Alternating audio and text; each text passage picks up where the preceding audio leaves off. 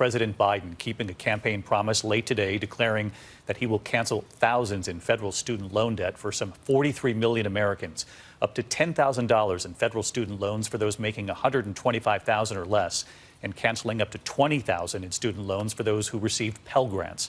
The president saying it will give working and middle-class families some much-needed, quote, breathing room.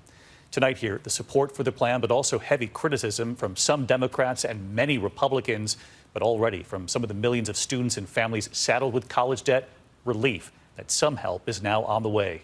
Here's our chief White House correspondent, Cecilia Vega, tonight. President Biden today announcing what could be life-changing relief, saying his move to cancel student debt would entirely wipe out loan balances for some 20 million Americans. I made a commitment that would provide student debt relief, and I'm honoring that commitment today. The president promising assistance for the overwhelming majority of people with outstanding student loans by forgiving up to $10,000 for individuals earning less than $125,000 a year or couples making less than $250,000, and forgiving up to $20,000 for low-income borrowers who receive Pell Grants. It also extends the federal pandemic pause on student loan repayment through the end of this year.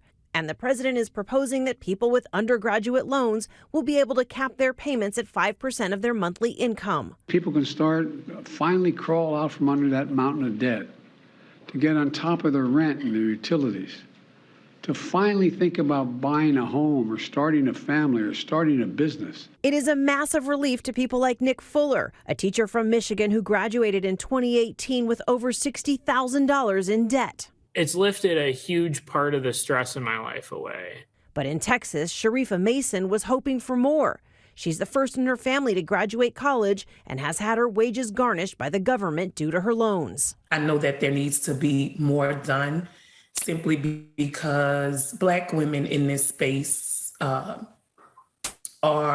hit with the student loan debt more disproportionately than any other demographic. And Republicans like Senator Mitt Romney call President Biden's move an attempt to bribe the voters, saying it fuels inflation and foots taxpayers with other people's financial obligations. Minority Leader Mitch McConnell calling it astonishingly unfair and a slap in the face to every family who sacrificed to save for college, every graduate who paid their debt.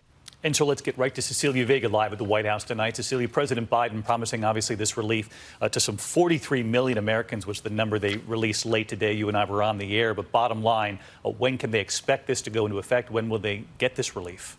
Well, some good news right now, David, for some 8 million people who could become automatically eligible because the Department of Education already has their income information. Others, they might have to wait a minute for the administration to create this new form. They'll then submit that and see if they qualify. But it's important to say here, this income cap, that applies to the years 2020 and 2021. And anyone who took out a loan, David, after June 30th of this year, they're not eligible for this relief. In the meantime, Cecilia, the other questions on the Hill already tonight about how much this is going to cost and how it'll be paid for. This is a huge question, and we just got a new estimate from a nonpartisan budget group. They say this could cost taxpayers some $500 billion over the next decade, David. Cecilia Vega at the White House for us. Thank you, Cecilia.